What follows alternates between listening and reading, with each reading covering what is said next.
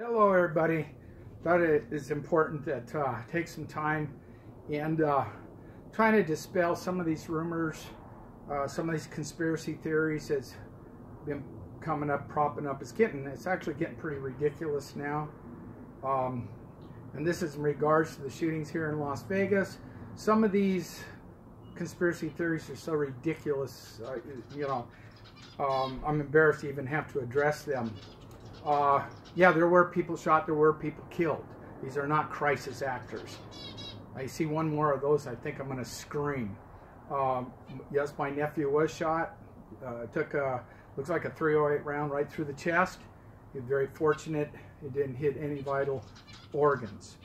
And there's other people that I know people that were shot and killed. So as far as this other ridiculous conspiracy theory that these are crisis actors, it's exactly that. It's ridiculous and should be totally discounted out of hand. Now, the main thing I want to address right now is the multiple shooting theory, or multiple shooters theory. I do not believe that. I really don't. I think the ideas that there was more than one shooter are easily explained away. For example, the strobe lights on the 4th floor. Those were strobe lights. I've worked as an engineer in a casino, hotel, and I know others that have. And when you have global shutdown due to smoke in the returns of the ductwork, they have duct detectors that will pick that up as soon as it senses it, and it doesn't take very much. This guy's up there shooting, hundreds or maybe even thousands of rounds. It's going to pick that up and it's going to initiate global shutdown. And one of the things that happens in global shutdowns, it turns on the strobe lights. Those strobe lights are inside, primarily inside, in stair casings, stairwells, in hallways, and in the individual rooms. But there are some that are outside. And the purpose of those outside is to direct the fire department to key locations so that they can be most effective in setting up their ladders. All right? And they're generally around that lower floors. I know the ones in the Hard Rock and the Hotel Casino are at the lower floors. So, yeah, that's what that was all about, okay? The reports, they could hear shots coming from different directions. People, that stage is 300 yards away from 3 different hotels. The Mandalay Bay, the Excalibur, and the Tropicana. All right?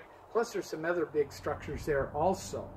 This would obviously cause echoes. Now, I've hunted all my life, and I know when you're shooting a high-powered rifle in canyons or any other place where there's large structures, you're going to get tremendous echoes.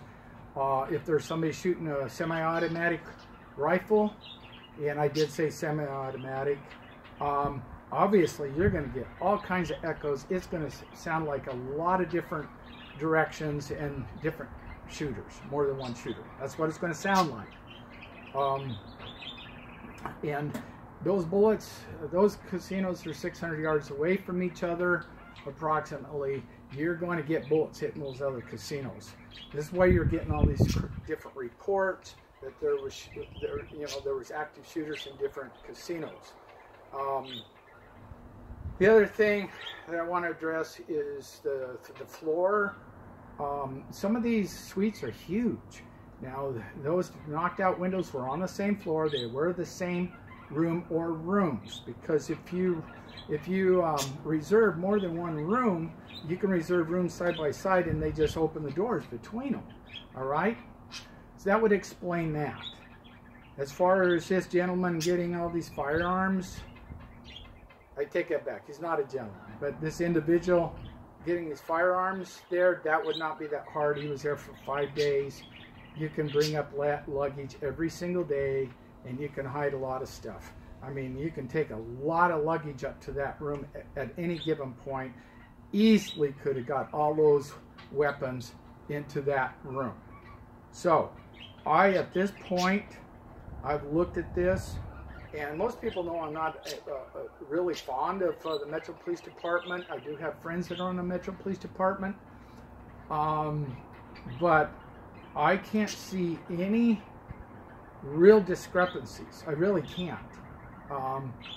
And I do believe that Metro Police Department is telling the truth in this case. And, you know, we just don't need a bunch of wild conspiracy theories that's going to... it's already bad enough. It's already bad enough. We don't need to make it any worse.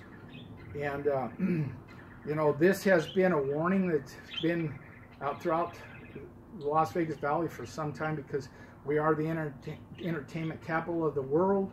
We have a lot of these events take place. It's been a concern for some time. There has been drills for some time. Even though we just had one the end of September, these things have been going on for some time. All right, and so right now, from what I can tell, there's absolutely nothing there. There are anomalies, and there are still questions. I do truly believe that they're all going to be answered. Just give us some time. You know, at this point in time, I support the things that have been said by the Metro Police Department. I don't see anything that they've done or said yet that should be questioned. All right? At least, I mean, we can have questions in our mind, but let's keep them to ourselves for now so that we don't create, you know, any false impressions, hysteria. I mean, like I said, we already got too much of that right now. So, okay, I guess that's all I got to say for now. Over and out. By the way, the knee's shot.